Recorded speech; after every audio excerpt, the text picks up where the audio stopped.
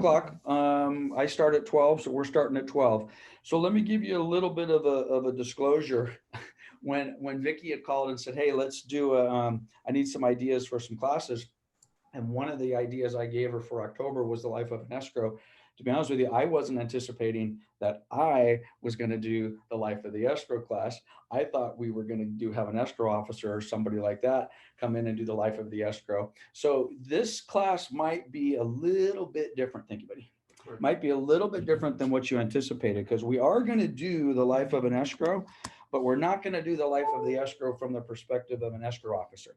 We're going to do the life of the escrow from what I think is the perspective of the agent, and what I believe you guys should be doing to make sure that the life of your escrow flows in a fashion that is successful and smooth and all the rest of that.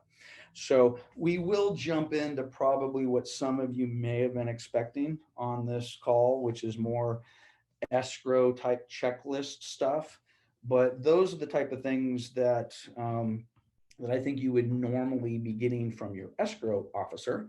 And since we didn't set it up that way, like it's going to be just a little bit of a different perspective. So hopefully, when we get to the end of this, you'll say, "Oh wow, that wasn't what I expected, but that was actually a pretty cool take."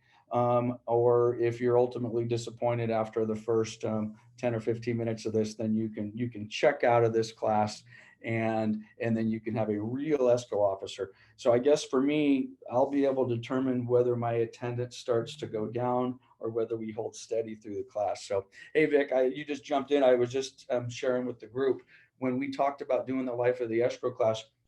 I didn't think that I was going to be the one doing the life of the escrow class. I thought we'd have an escrow officer do it. So I'm still gonna do it. Hopefully you guys will stick with me for the hour and you'll say, "Wow, that was good, different than what I expected, but the content was still good." So we're just going to take a different angle. So the angle that I want to approach this from, I've pulled up my CAR win forms or zip forms, or are we now calling it the Lone Wolf forms? I noticed that Lone Wolf has acquired um, the zip forms, or at least their fingerprints are now all over it. Yep, So they did. that's very interesting. Um, by the way, just real quick before we start, is anybody using Lone Wolf? Do you guys use Lone Wolf, Vicky, at ABR Yeah, I believe we do. for your back end stuff? Okay. Yeah, we do. Okay. All right, guys. So we're going to jump in. So, and like I said, I'm going to monitor the participants box. So if you have something to say, please unmute yourself. Just kind of wait for me to say, "Hey, Michael, I see you're unmuted. What's your question?" And then I'll keep an eye on that. And if somebody else can monitor the chat box for me, we'll monitor the chat box. Okay. So here we go. We're going to jump right in. If you've never been in any of my classes, I tend to talk fast. So again, if you have a question, just please stop me. Okay, so as you can tell, we are not on a traditional set of escrow instructions. However, we are on the RPA, which, by the way, the RPA many, many years ago, I don't remember, maybe Vicky or some of our experienced agents can remind us when the RPA added the words "and joint escrow instructions." I'm thinking that's 20 years ago, in that neighborhood. So what the heck, maybe it's not completely crazy to do a life of the escrow class based upon the RPA. So that's what we're going to do today. So I'm just going to shotgun this thing. Please stop me if, number one, if you think I've gone a little astray, or if God forbid you say something that you disagree with, or God forbid I say something that maybe is, because we have different companies' policies here. So I'm going to speak as Lance at Coldwell Banker Town and Country. So if the Coastal Alliance or Associated Brokerage has a different thought, "Oh no, we don't do it that way," please interrupt me. I don't want to have any misunderstandings after the fact that I've given you a different policy. And I would imagine some offices may do things a little bit differently. So we're going to jump in. Okay, so I'm on the RPA. So I'm just going to go through these pages and we're going to chat. And I'm going to give you, by the way, for those of you guys who don't know me, yes, I'm the broker. I've been doing this forever, but I'm an agent. I sold for years and my team still sells. I know this contract inside and out. I have seen thousands, tens of thousands of poorly written offers. I have seen escrows close on time, and I have seen escrows not close on time. I think I've seen it all, right? So every story that we're going to go through today is not just some hypothetical, I heard this in a training class. Everything that I'm going to relate you to is real life experience that I have personally experienced in my 34 years of doing this, and what I feel is best practice. Okay. And that you're going to hear me say a lot. I believe this is best practice. Doesn't mean it's the only way to do something, doesn't mean there's not another way, or quite honestly, God forbid, today I learned something and somebody says, wait a minute, Lance, have you thought of this? And I may change what I think is best practice based upon some input that I get from you folks today. So again, we're going to go ahead and jump in. So we've got our RPA. So let's just go through line by line and see what might be of important to a life of an escrow. So with that in mind, buyers and sellers. And by the way, this is going to look a little bit like a contract class, although I'm not going to try to get too deep into the woods on contract class. But has anybody ever written a contract with Mr. and Mrs. Smith, opened up escrow, only to have found that the escrow company subsequently comes to them and say, I'm sorry, but your buyer's name is not Mr. and Mrs. Smith.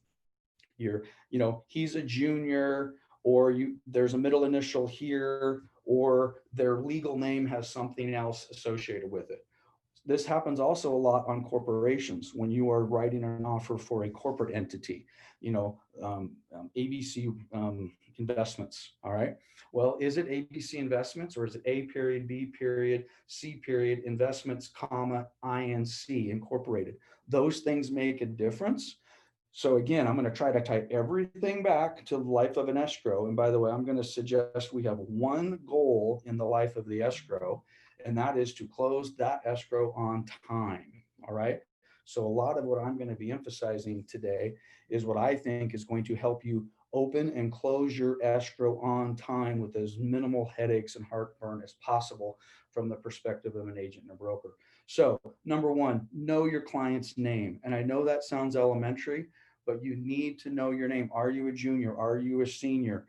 Do you use your middle initial? Do you want to use your middle initial? They don't have to have a middle initial when they take title.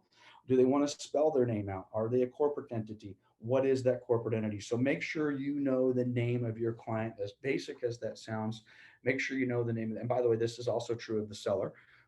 Know their name, get their legal name, and it will save you countless hours of having to go back subsequently and change it because you didn't put in a junior or a senior or whatever it happens to be. Obviously, we could probably say the same thing about the property address. Price is price. The next one I want to focus on is the close of escrow date. And again, I'd love to get some feedback. So if anybody wants to unmute themselves, and this would be helpful on the unmute, not necessarily on the chat box. Who has a preference? Is your preference to close of escrow shall occur on a specific date?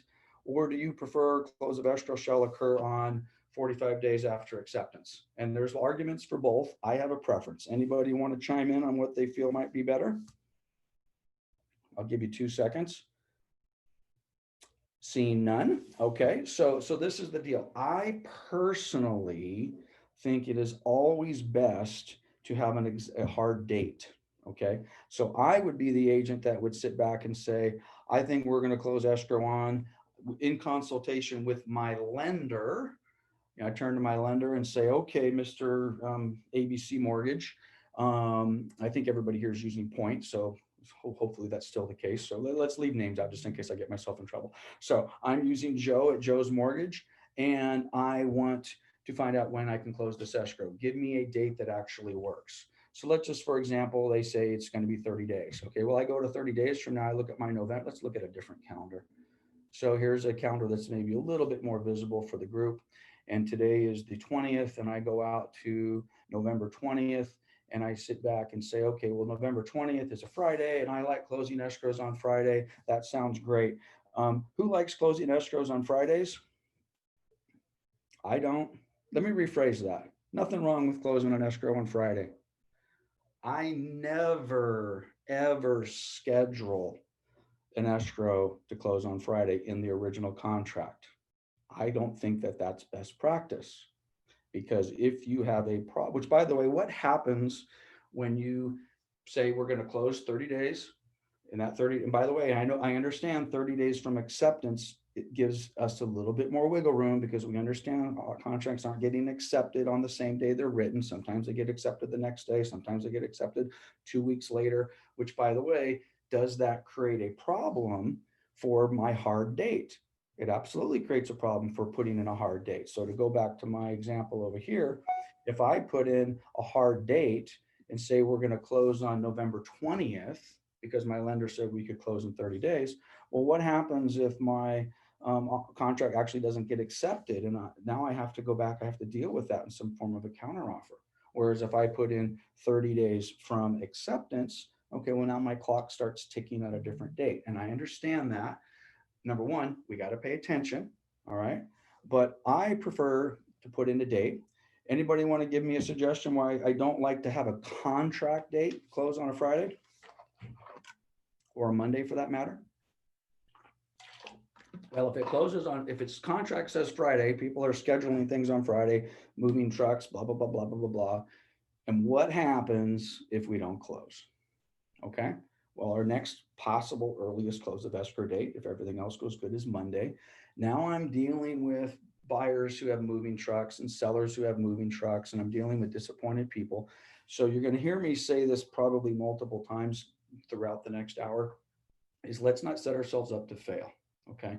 So one of those things in the life of an escrow, and by the way, let me suggest this as well. When we have an escrow contractual close of escrow date, and that date is, let's just use this example, November 20th, because we went with the first option in the RPA, not the second option. And we went in here and we clicked on here and we went to November 20th.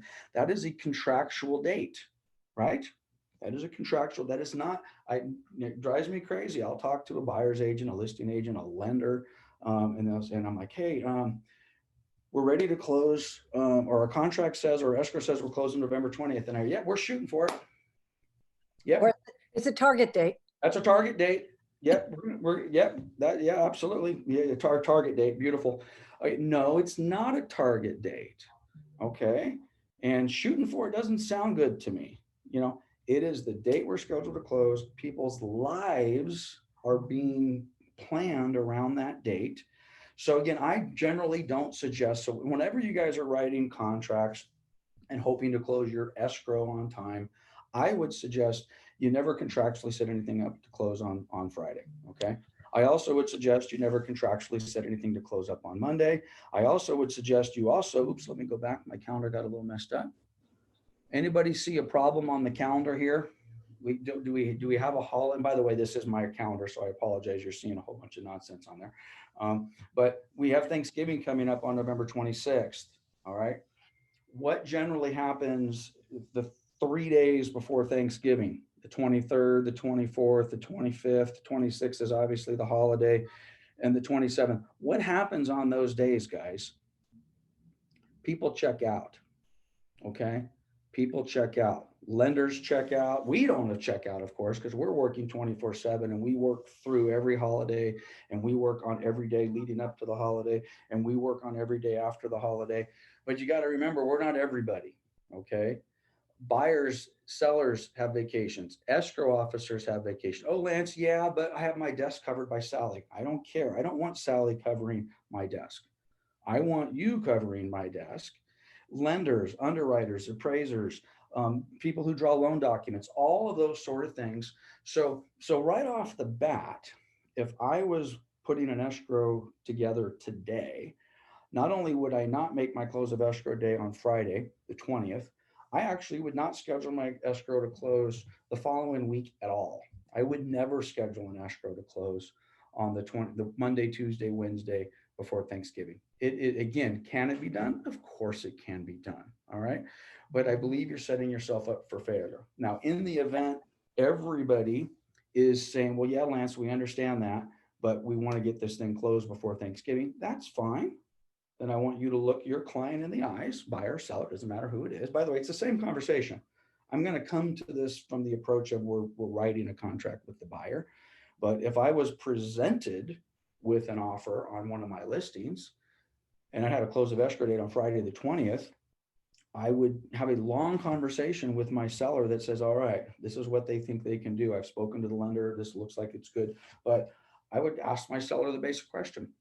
Hey, what happens to you if we don't close on the 20th? And what does that mean to you and your family and your life? Okay. And I would also remind them that that's the Friday before the week of Thanksgiving. Now, if the seller's like, it's okay, I'm flexible, it doesn't matter, blah, blah, blah, blah, then I would say, okay, look me in the eyes and let's remember this conversation, because if this doesn't close, we need to be prepared. So getting back to the basic concept here is, Lance, one other thing I don't do, and I tell my agents, not the end of the month either. You know, correct. the last day or two before the end of the month, Yep. it generally isn't going to happen with, they're all trying to close. Lenders get slammed. Absolutely. Those are generally, again, best practices. And again, in the context of escrow, our goal is to close our escrow on time. All right. On time. So scheduling things on Friday. And honestly, I don't even like scheduling things on Thursday. And just to put this in context, the conversation that I'm having with you, I'm going to keep it real today. Okay. Is frankly the exact same conversation I would have with my buyer and seller. You know, I'm keeping it real. Let's schedule our escrow to close on Tuesday or Wednesday. Now, a lot of people are like, the middle of the week, well, that's not convenient, because if we close on Tuesday or Wednesday and the seller has time, we want the weekend to move. And those are all legitimate reasons. And I acknowledge those reasons and we give them the thumbs up. But we also want to sit back and say, okay, the reason I like Tuesday, Wednesday, assuming that works with everybody's schedule, is if we have a problem, we can hopefully solve that last minute funding delay, solve that last minute recording that got pulled, and we still can get that thing closed on Thursday or Friday, and we can still salvage everybody's moving plans for the weekends. Keeping in mind, not an exact science. Holidays, be very, very well aware of holidays. Vicky's 100% correct. Trying to close escrows the last day or week of the month is always trouble. I tell my agents all the time, I said, hey, we've got Christmas coming up, Christmas holiday, whether you celebrate it or not, doesn't matter. People celebrate it. I personally don't like scheduling anything to close from the week of the 22nd, the 21st, all the way through the New Year's holiday. Okay. Now, again, do we close escrows the week before Christmas? And do we close escrows the week between Christmas and New Year's? Of course we do. But I generally don't like to schedule them there. And I sure as heck, if we do schedule them there, I have the conversation with my client that says, hey, this is a tough period to get escrows closed. And by the way, and again, let's take our escrow, let's put our escrow in the context of a 1031 tax deferred exchange. And it is absolutely critical, or maybe it's not even a 1031, but for whatever reason to your seller, it is critical that this escrow close by year end. Okay. You better have those concerns in mind and make sure that everybody's doing their job. And if you have an escrow that your seller, or buyer for that matter, but generally this is a seller issue. If you have a seller that says it is critical, Lance, this escrow close before December 31st for tax purposes, everybody has to be on board, guys. That is a 911. That file is flagged, and every day we got to take a look at that. And we got to make sure we understand, number one, that's the goal. And number two, is there going to be any hiccup that's going to harm that or prevent that from happening? And if that hiccup is a possibility, then you need to have those conversations with your seller today, not 3 days before close of escrow. All of those options need to be reviewed with, and again, I'm using the seller in this example, but with the client, and lay it out. Well, what happens if we don't close? Are you prepared to close this escrow in the event it closes in January? What happens? Are you still a seller if this thing doesn't close in December? Because some sellers might say no. Some sellers may say, hey, I'm not a seller. And by the way, who else needs to know that? The buyer and the buyer's agent and everybody in that transaction needs to know. If we're open an escrow today with the December 15th close of escrow date, and it's the 15th, there are no extensions into January. There are none. Otherwise, this deal is dead. Okay, I think we've whipped that horse. So point I'm trying to make on this one is simply know your escrow date, I personally prefer, I think best practice is to put in a hard date. For those of you that like don't like that, that's fine. So if you come over here and you check the box and you do 30 days after acceptance, just know that number one, you need to deal with that date. You need to deal with that date, especially if sometimes contracts aren't getting reviewed or counteroffers are going back and forth for a week or longer. So if that's the case, when that final counter to the counter to the counter is being executed, you've looked at the other agent in the eyeball and you've said, hey, Vic, by the way, we've taken 10 days to negotiate this. It looks like we finally have gotten to where we need to be. Let's make sure we've covered our 30-day escrow period. Okay. And if for no other reasons, agents don't always count the same. Escrow officers don't count the same. We just put 30 days in. I start counting. Next thing you know, they started counting tomorrow. I started counting today. The buyer counted 2 days ago when the offer was written. And now nobody knows or nobody expects the same escrow date. So just be careful with that. Okay, so where else have we got here on our page one of our contract that's going to potentially impact our sellers and our buyers and our escrows closing on time? You guys are going to get your disclosures. We'll talk about that a little bit later. Agency confirmation, that's going to be done. Financing terms, get buyers deposits, get them into escrow. I don't know if you guys have hardcore policies about, the default. Of course, we understand the default. Okay, so let's make sure we're clear with this. The default in the contract is we're going with 3A1. All right, buyer's deposit, buyer shall deliver, not agent, buyer shall deliver deposit by personal check unless stated otherwise. The personal check to the agent submitting the offer made payable to escrow within 3 days after acceptance. So we're not necessarily grabbing the check our time of the writing the offer. But we now have the check. We've got 3 days in the life of the escrow. Who is monitoring the 3-day deposit into escrow? Or who's that agent out there that says we're 2 weeks before we're going to close or 2 days before we're going to close, and we now realize we don't have the buyer's earnest money? Anybody doing that? Okay, well, number one, that's not best practice, to say the least. So in the life of an escrow, and by the way, I'd love to sit back and say we can count on our escrow officer, because our escrow officer is a rock star and she always notifies me, hey, Lance, we've got the earnest money deposit. Here's a copy of the receipt from the buyer and it came in on day 2. That's great. Or the reverse, hey, it's day 3. We don't have the EMD. We have communication going back and forth. But maybe you're in an escrow with an escrow officer that's new to you and you're not familiar with it. And maybe that's not their best practice and you forget. All right.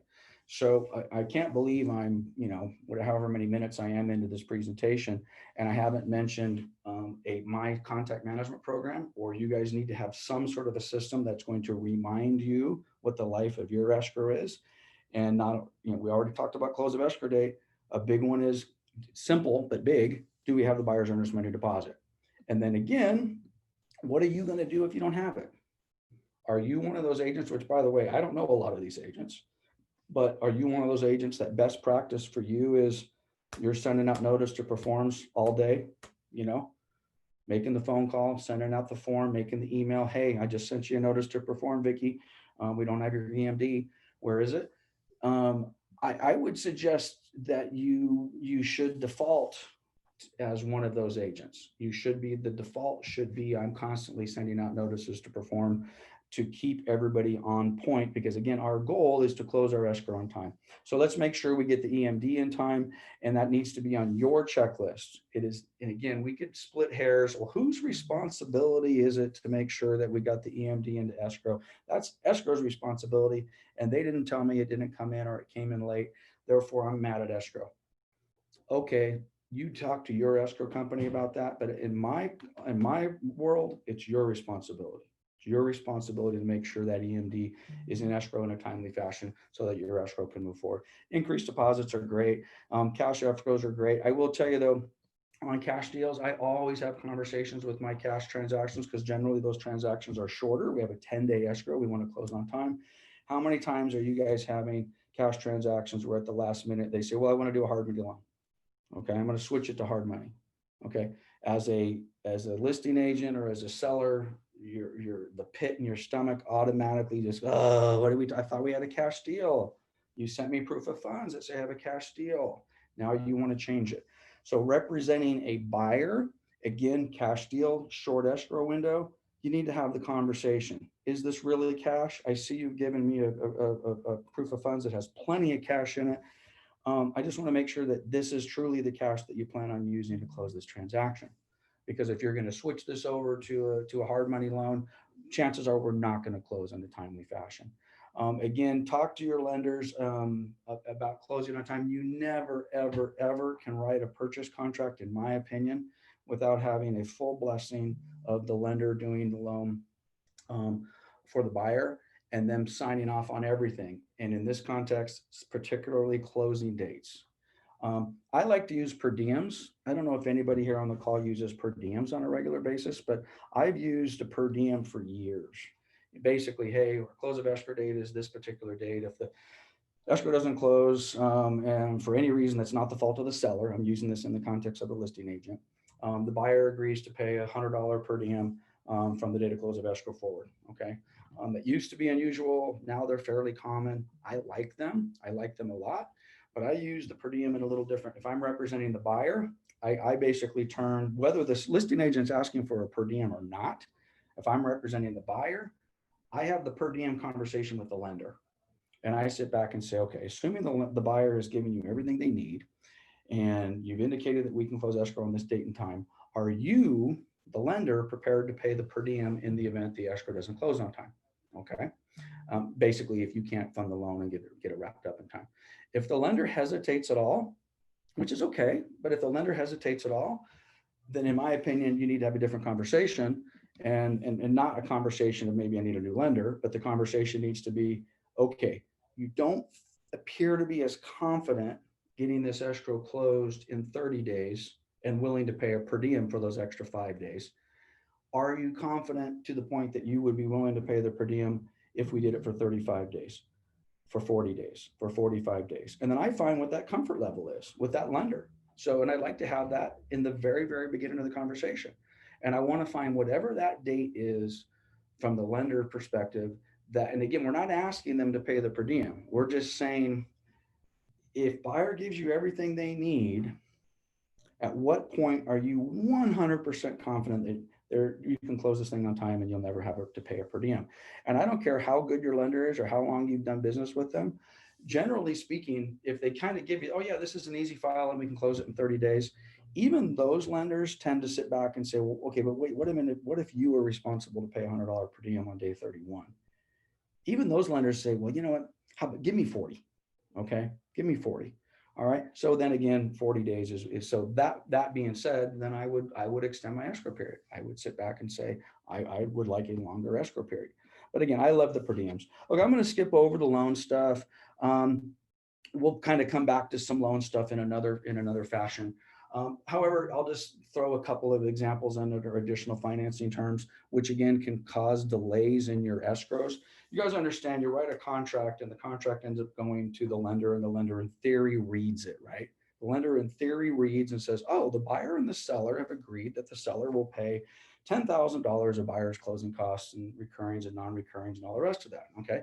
Well, let me assure you, they do read that, but they don't always read it on the day you open the contract or the day and by the way, don't always assume that your loan officer is as smart or knows what the underwriter knows, because what happens far too many times is we just think, oh yeah, sure, the seller agreed to pay $10,000, no big deal.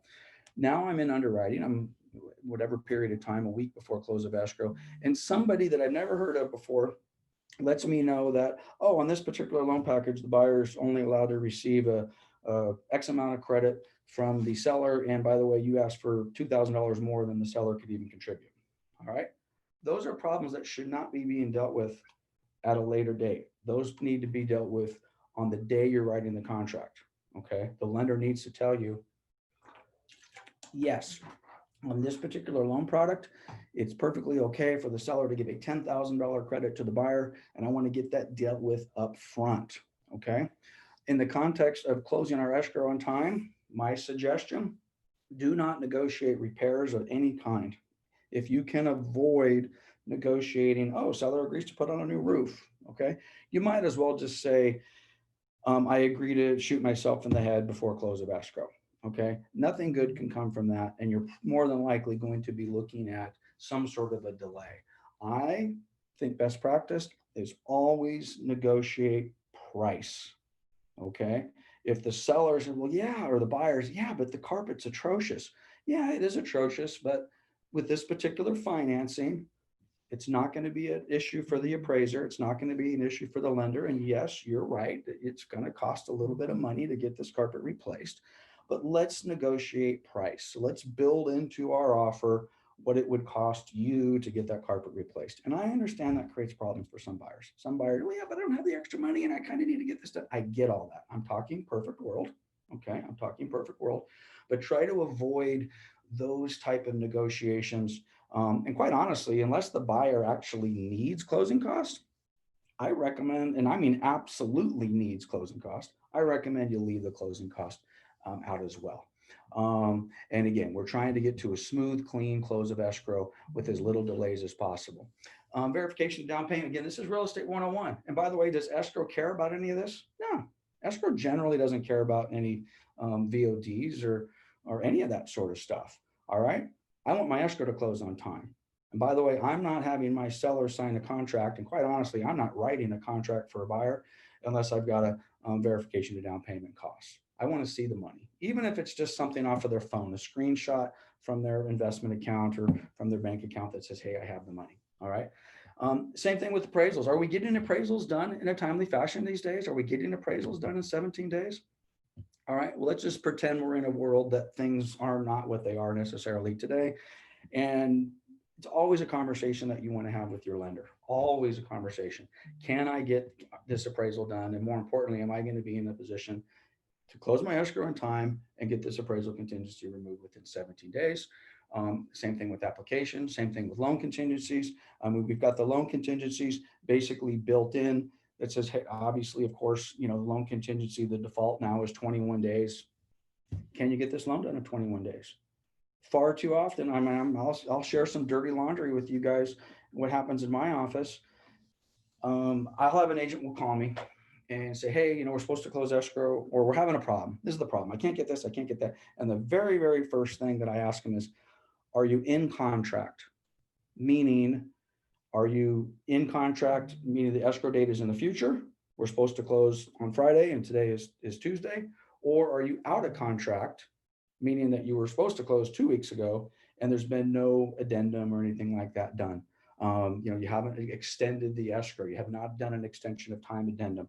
And by the way, I'm going to make some assumptions. You guys realize when we amend the contract, we also have to amend the escrow. They're two separate amendments, right?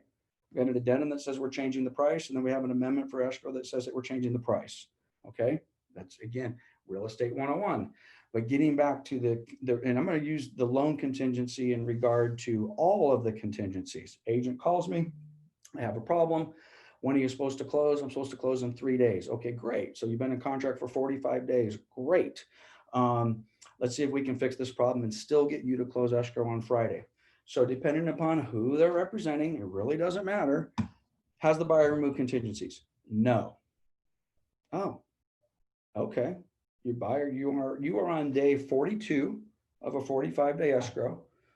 You're the listing agent, and your seller wants to confirm that escrow is going to close on Friday, this Friday, 3 days from now. And I ask you if the buyer and their agent on the other side has removed contingencies, and the answer is no. Wow, you talk about the life of an escrow having a problem, right? This gets back to my comment earlier about using the proper notices to perform. Okay, if you have a contingency, whether it's an inspection contingency, an appraisal contingency, a loan contingency, in my eyes, you need to have something in your system, whatever that is, not counting on escrow. And by the way, do we count on escrow? Yes, of course we do. We count on them all, frankly, sometimes too much. but you need to have something in your system that says, and I'll just use Vicky. Hey, Vicky, Vicky's the buyer's agent. I'm the listing agent. Inspection contingency is coming up in a few days. How we doing? Okay. Are we going to make it? You know, I want her to know I'm expecting a removal of the inspection contingency on day 17. And if I'm not going to get it, I at least want to know why. Same thing with, of course, loan contingencies and whatever other contingency you may have. Because getting back to our life of an escrow, you can't expect, in my opinion, you cannot expect to close escrow on time if you haven't done other things on time within the life of that escrow. Putting earnest money deposits in, that's kind of an easy one, and that's early. Nobody gets too hung up on that. Oh, it came in a few days late, no big deal. Loan contingencies, appraisal contingencies. And now we're starting, I don't know if you guys are seeing this a lot, but we're starting to see appraisals coming a little bit low. So got to deal with those. You got to deal with them quickly. This is kind of a sidebar, and I apologize if I'm kind of scattered all over the map here. But this has happened in my office. Agent calls me with the problem, which, by the way, happy resolution. Everything turned out fine. But they had an appraisal problem. Over a period of about 5 days, which is not unusual, buyer and agent, listing agent are going back and forth and have resolved the appraisal problem. Okay. Everyone's agreed on price. However, during that 5 days, 4 or 5 other issues were in debate. Some repairs, extension of an escrow, a variety of things. Well, once they finally agreed on price, they had forgot to memorialize all of these other things. Okay. Which meant, of course, we had a problem. So they thought they had an agreement, and then they were just having a dispute over, wait, yeah, but we thought the seller was going to do repairs. Well, they were going to do repairs at the contract price. Now we're at a lower price, repairs are out the window. It was discussed. Buyer's agent had one opinion or one memory of what was said during that 4-day negotiation. Listing agent had a little bit different memory. We never committed to do the repairs at the new price. So then we spend 4 more days going back and forth over that. Those escrows generally don't close on time. And by the way, all of that can be avoided just as a general rule. And of course, we don't like agreements and escrows that have amendment and amendment and amendment. I mean, if you close escrow and you've got a file that has 4 different amendments in it, I would suggest that somewhere along the line, things went a little sideways, but it happens. But if you are in that situation, I would suggest you memorialize those changes immediately. Okay.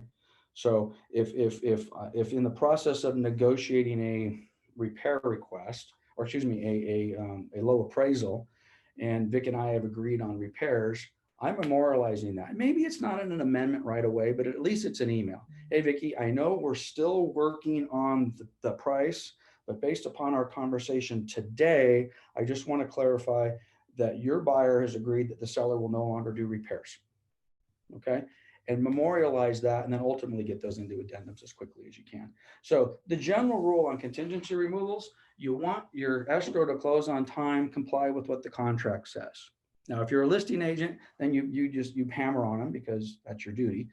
One of you might make an argument that says, well, Lance, as the buyer's agent, I don't remove contingencies unless my seller or the listing agent is kind of on me. I want to leave that open because nobody's putting pressure on me. Totally understand that argument. Gives your buyer a lot of flexibility. Not only does it give them a lot of flexibility, it gives them an out to basically say, I'm out. You get to the end. By the way, I don't know if this happens in your office. It happens in my office occasionally, and it kills me. We are on day 45 of a 45-day escrow. It's clear that this escrow is not going to close. The seller is upset. Seller is expecting buyer's EMD, and the buyer has done everything wrong. Okay, hasn't complied with anything. And in this particular example, which I've given you no details, let's just agree that the buyer's EMD should be given to the seller. But guess what? Buyer's never released a contingency, and the listing agent has never asked for a contingency release. That's a tough one. As a listing agent, that's a tough one to go back to your seller and say, oh, I'm really sorry, we're going to have a problem claiming that EMD because the buyer never removed contingencies. Because then the sellers go back and start reading the agreement. They start reading the agreement and they say, well, wait a minute, they should have removed that contingency on day 21 and we're on day 44. And how come that didn't happen?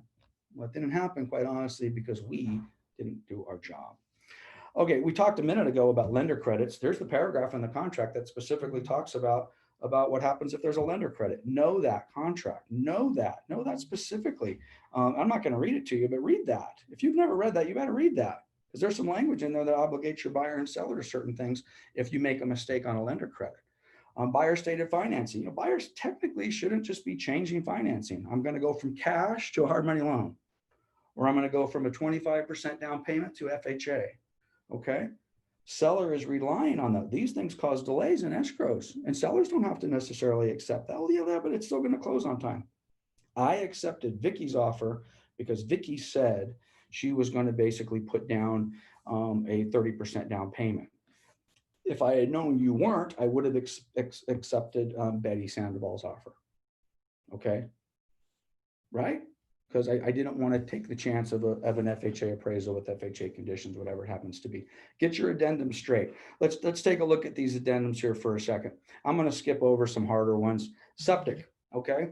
Has anybody ever listed a property or sold a property that has septic and you didn't know it? Oops, you found out at the last minute. Or even worse, you're under contract, you do know there's a septic. Buyer and seller have agreed that the septic will be certified and pumped, and basically they'll get a certificate of certification that the septic is in working order, and you forget to order it. And by the way, you can say the exact same thing about a termite report or a roof inspection or any other inspections.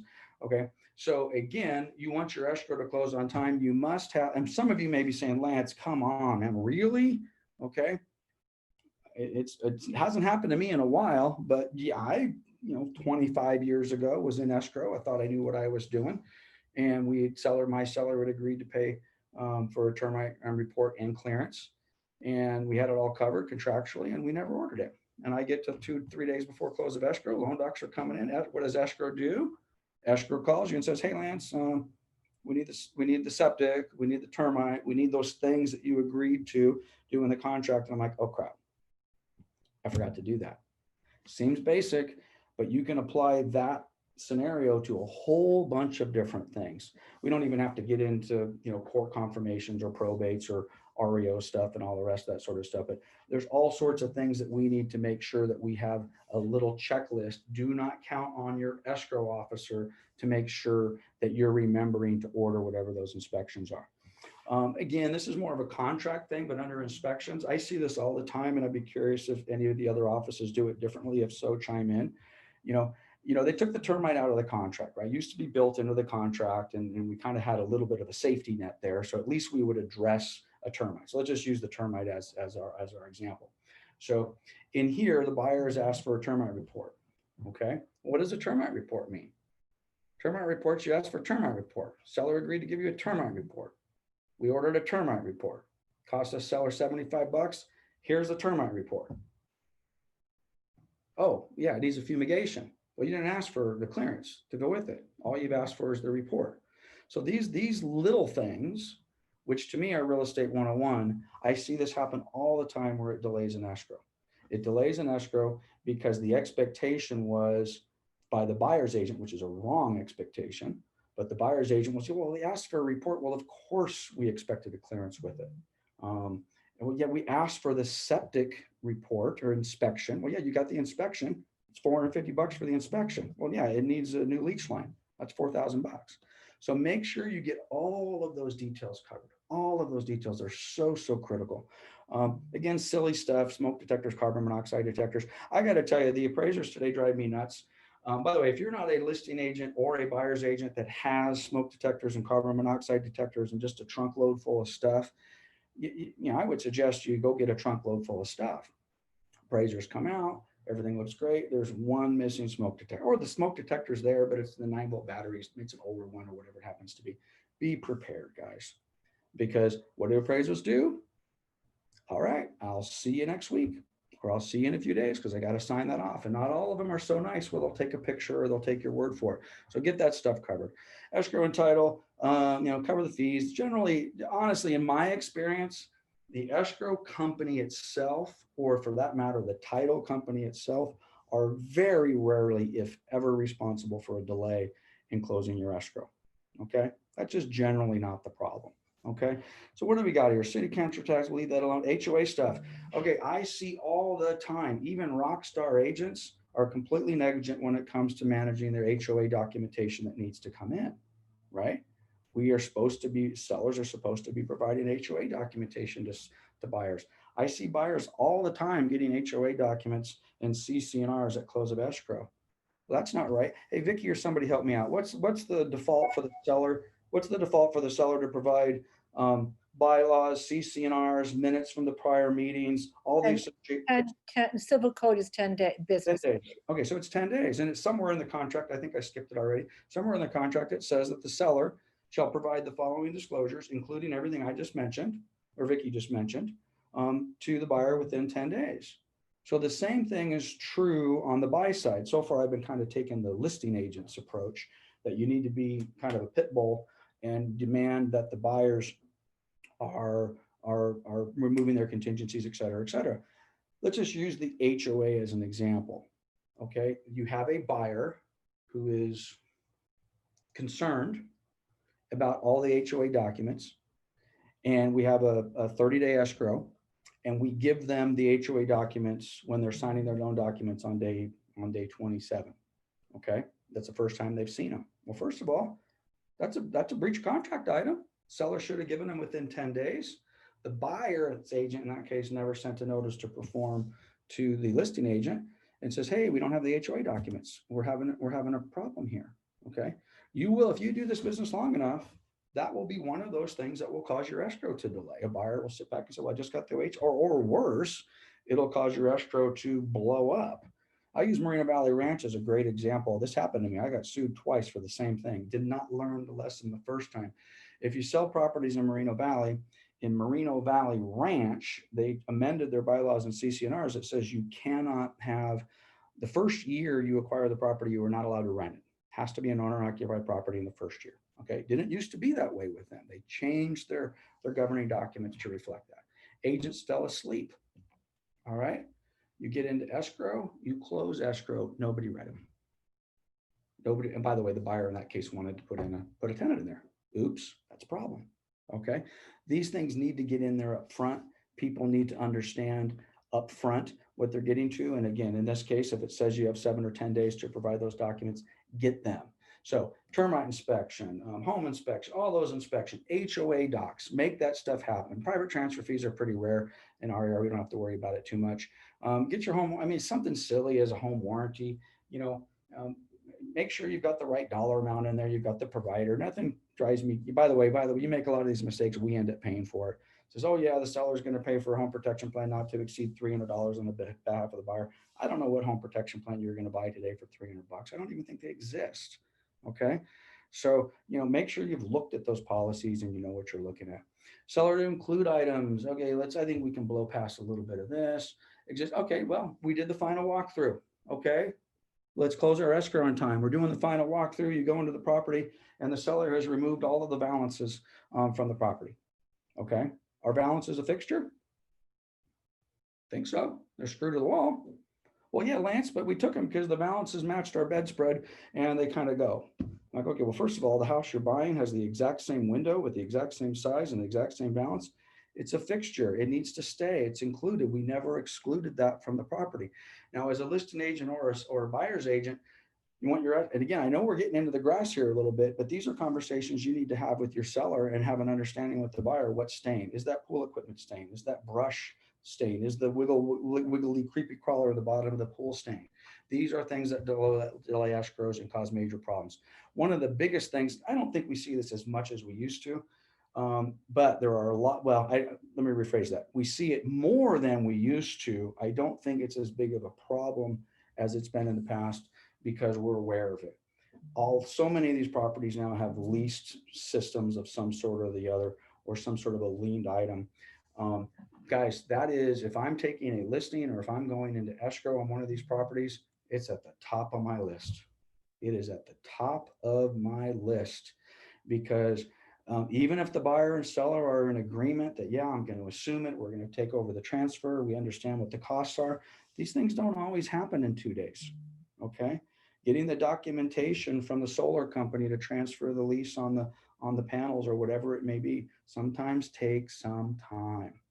Okay, so we're going to make sure you deal with that up front. I see agents all the time, they deal with it, and this is how they deal with it. Hey, Summer, my escrow officer, there's some leased equipment on this property. The buyer has agreed to it. Would you just take care of that? Would you reach out to the company and take care of that for me? Wow. Now, again, you have a great escrow officer and they can help you in that regard, then God bless you. Fantastic. That's great. But at the end of the day, as with everything in these deals, it's your responsibility. So you've got to make those calls, or at a minimum, you have to follow up with whoever you designated to do that. Same thing with excluded stuff from the property. We could go really deep into that. Closing and possession. Again, there was a rash. It hasn't happened in a couple of years, but for some reason, my agents in my office lost their mind for about 6 months. And my agents were either writing contracts or accepting contracts on occupied properties. These were occupied properties by the seller. And they were basically saying that delivery of the property is to be delivered to the buyer at close of escrow. Okay, well, I don't know about you, but most sellers are not prepared to do that. They need a couple of days. They need the 3 days. They need some period of time. So just be aware of that and make sure that you've given your seller appropriate amount of time. Or again, if you're the buyer's agent, you're good. Tenants are a whole nother story. One thing that I see happen that does delay escrows all the time is you're selling investment properties. There's tenant occupied properties you're selling, and you forget, even though it says it in the contract, that security deposits will be transferred to the buyer. It says in the contract, this is the default, rents will be prorated into the contract. Guess what? For some reason that gets past escrow. Or what I find happens far too often is the seller doesn't understand that. Maybe they understand the security deposit needs to get transferred, but they don't necessarily understand how rents get prorated. And that, wait a minute, the tenants, I have a 4-unit building and it's, I collected $7,000 in rents. And what do you mean that that we close on the 15th and $3,500 of that money needs to get back? This is being a professional. These are the type of things that, again, if handled up front, your escrows close on time. Again, disclosures, this Vicky kind of helped me out on this. The HOA stuff is in here, the statutory disclosures and the TDSs and the lead-based paints and all the rest of that sort of stuff. Be a pro, guys. Be a pro. Get those things done. Get them filled out properly. We should not be dealing with disclosures, deep into an escrow process. It's just such bad practice, guys. Get these disclosures from the seller over to the buyer ASAP, and frankly, use the notice to performs. Okay, use those on both sides to make sure that these disclosures are getting back and forth. Same thing, the natural hazard. I mean, it's been around for so long, we almost kind of forget about it. All of this stuff needs to get there. If you're selling a property in the state, we know we have the withholding issues now, right? We've got the withholding issues for state taxes for our sellers. Make sure they understand that. Make sure they understand what the California withholding law is. You do not want to be a couple days before close of escrow. The seller gets their estimated closing statement. The escrow officer has put on the estimated closing statement, the California required withholding, and the seller has no idea what that is. What is this? Which, by the way, the life of the escrow is also the way I'm teaching it, could be the life of an agent. Or let's do this. Let's close our escrow on time, but let's extend our life expectancy and not cause undue stress on not only us, but our clients, because we didn't deal with it properly and we're worried because, oh crap, I forgot to tell my seller that they are subject to California withholding law. Okay, and they're not expecting that. Megan's Law, again, it's just one of those things that needs to be addressed. And again, if you have a buyer who is concerned about this stuff, by the way, if you're not going through the contract with your client in detail, this is one of those moments. If I'm representing the buyer, I sit back and I literally tell them, I'm like, hey, Vic, you're unmuted. Yeah, I was just going to say, why don't you share what the withholding tax, what prompts that? Well, yeah. Okay. So I'm a seller in California now. Okay. You're going to fill out the FERPTA form. Okay. And again, depending upon what they put on the FERPTA, okay, is going to depend on whether the holding tax is going to apply. Generally, it's applying to investment properties or sellers that are moving out of state. Okay. So I moved. California wants to make sure that they're getting that you're going to file your income tax. And if you have any California income tax that you're just not going to skip out and not pay your income tax. So they, in the same way that we do like payroll withholding, the state says, okay, we got a pot of money over here. Let's withhold, let's take our 3 1/3%. Let's put it over here. Probably more money than what the seller would owe. Want to make sure that seller files their income tax the following year. Okay, they sold it. And okay, great. They owed us X amount of dollars in tax. Oh, we collected a whole bunch over here. Now we can go ahead and we can refund the difference, assuming there is a refunding of the difference. But this is the FERPTA form. Okay, this is the FERPTA form, depending upon what boxes your sellers are going. By the way, sellers like to cheat on this.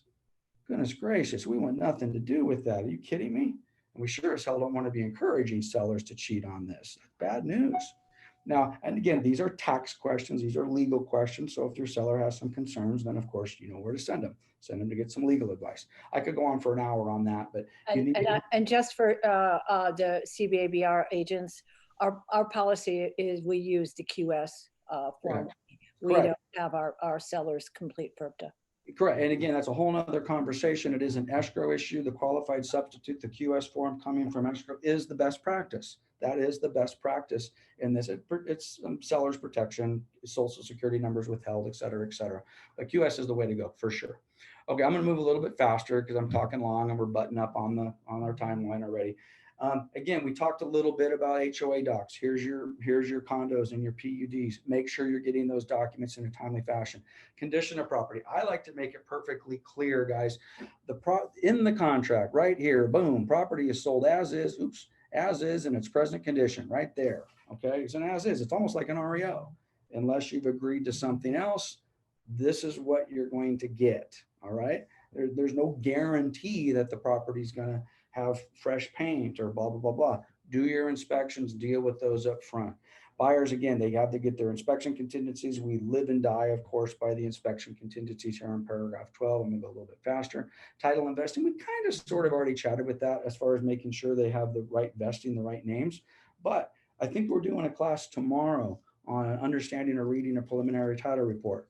It also ties into the life of an escrow. You guys all have a responsibility to read that prelim immediately. Some of you, depending upon what your relationship is with your title company, if you ask for a prelim when you take the listing, some title company, well, sure. Because by the way, you realize it's a little bit of work to do a prelim. It's not just like ordering a profile. I mean, there's some time and money associated with that. But if your title company will give you the prelim, granted, it's going to have to be updated when you open. Actually, it probably won't have to be updated because we're selling these houses so fast. But if you order a prelim at the time you take the listing, or again, if you don't get that, as soon as that prelim hits your hands after you've opened escrow, you must read it, guys. You have to read it. Yes, 90+% of the prelims are clean and there's nothing that you have to worry about. But the ones that won't, of course, will delay your escrows. So read those prelims in detail. Take your time. Again, stick to your time periods. 7 days for the seller to provide certain stuff, 17 days for the buyer to release them.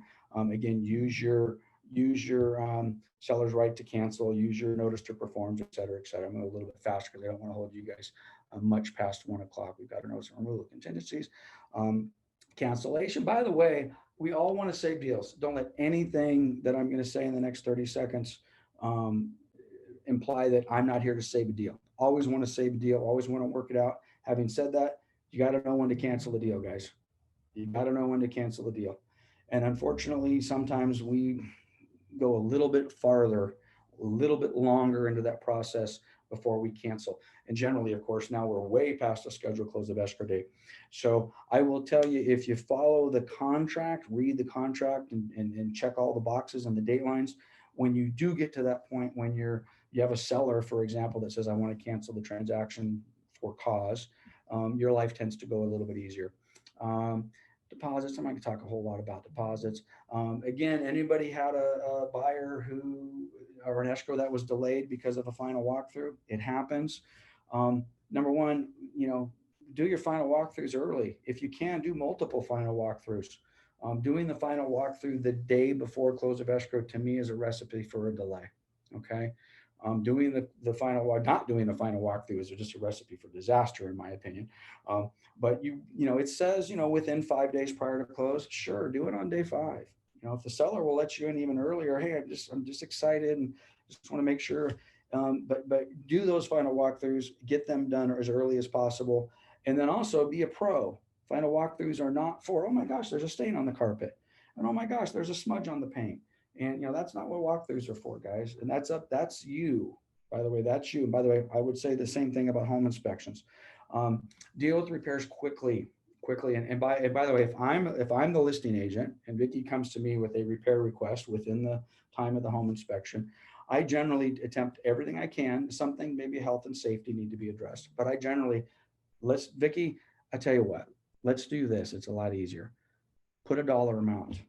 Give me a dollar amount. Let's negotiate a $2,000 repair, or credit, if assuming we can do that, as opposed to these 32 items that you have on your repair request. It tends to make things go quicker. Make sure your buyers and sellers understand how things get prorated. Again, if your seller looks at the estimated final closing statement and there's anything on that estimated final closing statement that you have not already spoken with them about, shame on you. Okay? Shame on you. They should not be surprised by a withholding tax. They should not be surprised that, oh my God, I made my mortgage payment. Why do I have this interest, this prorated interest that I'm paying to my lender to pay off my loan? Well, yeah, because the mortgage payment you made on October 1st covered September. You got to pay for the 30 days or the 15 days in October. Well, you never told me that. I needed every penny, and now I have $2,000 less because we never explained to them what prorations mean. Possibly, again, we're closing escrow. So be a pro, know your job. Compensation, I don't know that we have to worry about. I'll just say, try to keep your money in your pocket. That's where it belongs.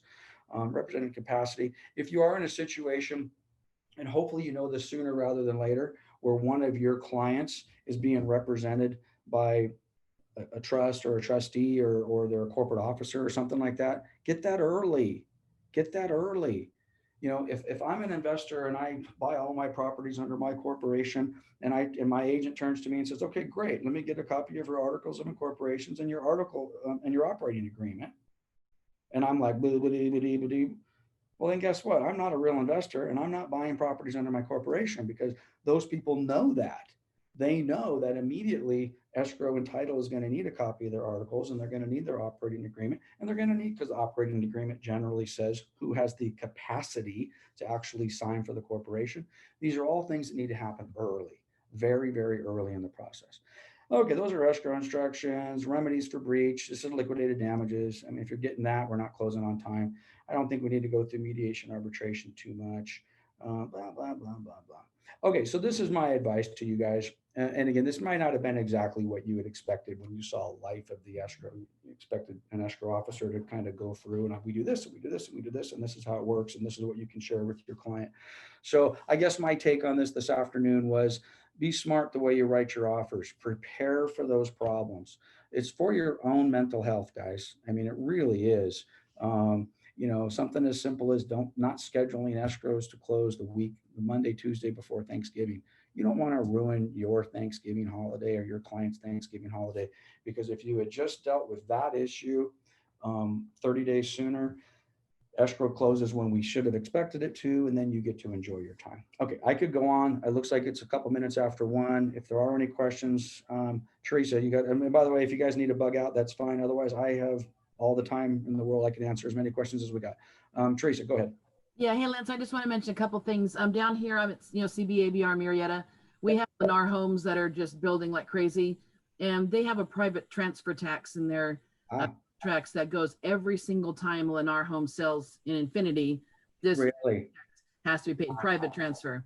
Wow. So, yeah, so I don't know, if I lived in one, I'd get a class action lawsuit going or something. But anyway, so I advise my agents on that allocation of costs to mark seller on private transfer tax, and then just put if applicable. Yep. So that if it is a Lennar home built and that comes up somewhere in the deal, it always is a crazy who's going to pay it. So if it comes, I said in the beginning that, hopefully I could learn something as well. So here we have the very first question with some feedback or comment. I did not know that, Teresa. Yeah, I was unaware that anybody around here locally was building properties and charging private transfer tax. This is a longer conversation. If you're exactly familiar with what Teresa is talking about, you need to go talk to your broker, talk to your manager. This is a big deal. This is Yeah. a big deal. And I have another big deal, back to the earnest money deposit. Yep. When DRE are auditing brokers' files now, they're specifically looking at one of the items is the earnest money deposit. And if that receipt isn't 3 days, like it's supposed to from acceptance, they're Right. asking the brokers. So if your buyer did not get it into escrow in 3 days, you need to do an extension of time addendum and extend that part of the thing and extend 6 days, 7 days, whatever it took them to get it in there. And that's not new. Our company's been audited multiple times, and that's Yeah. always on the checklist. And it Oh, seems yeah. like a silly thing. Oh, what's the big deal, Lance? It got there on Right. day 4. Or what's the big deal? It got there on day 5, and blah blah blah. Yeah. Well, it's okay, yeah, sure. And nobody cared. It was fine. Well, nobody cares until the auditor comes in, Right. and the brokers start getting little pieces of their fingers chopped off. So all of those things. And by the way, that's so true with everything about this. So again, I don't see anybody else unmuted. So unless there's another one, I'll close with the following. I have something, Lance. Go ahead, Vic. Too.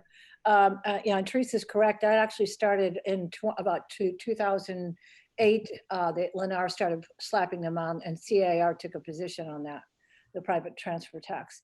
But the other thing I want to talk about is texting, because we're seeing more and more of that. And CAR had a case where most of the deal was done by text. There was no communication log in the file and not really much email. So you really are required, if you're doing texting, you can do it, but then you need to do an email that says, per our text, blah, blah, blah, for the communication log in your files, or you can screenshot the text and email it to yourself for the file. And I believe there's apps that could also transfer it into email or Word document. So texting is huge, but you've got to make sure you capture that conversation. Yeah, huge, huge, huge. Because let's face it, a significant percentage of our dialogue in a transaction now is, whether it's with the buyer, seller, other agent, escrow, lender, whoever it may be, we do so much via text, right? I mean, it's huge. And then again, that's not new. We need to memorialize that. All of whatever application you're using, and by the way, it's so difficult to just take screenshots and get all that in. But if that's what you're doing and you're capturing the entire conversation, that's important. So I don't see anybody else. So I'm going to close with the following. Okay. And again, for those of you that have done this for a while, this is, I'm not going to give you an epiphany here. This is the deal. It's not important until it is. All right. There are so many items in this, in every if we were to go through an audit, and I don't mean DRE audit, I just mean go through and audit a file in any one of our offices.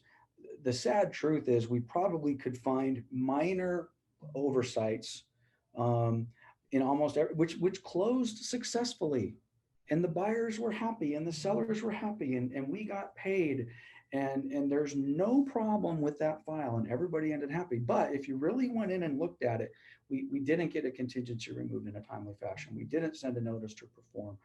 We didn't get a verification, whatever, insert whatever the example is here. And guess what? It closed. Everyone was happy. No big deal. It's not a big deal until it is. All right. And what I mean by that is when that deal goes south, and again, I'm not even talking about an auditor, a buyer wants to cancel, the seller wants to cancel, somebody wants to hold someone's feet to the fire. Then you go in and realize that there was an oversight, or frankly, just, a lack of attention. That's when things can get ugly. So cross your T's, dot your I's, close your escrows on time, and go sell something, guys. So, and I hope you got some value out of that. I don't think it's exactly what you expected when you saw the headline of today's class, but all right, peace and love, guys. We'll catch you later. Bye-bye. We'll see you. Bye, Lance. Bye-bye.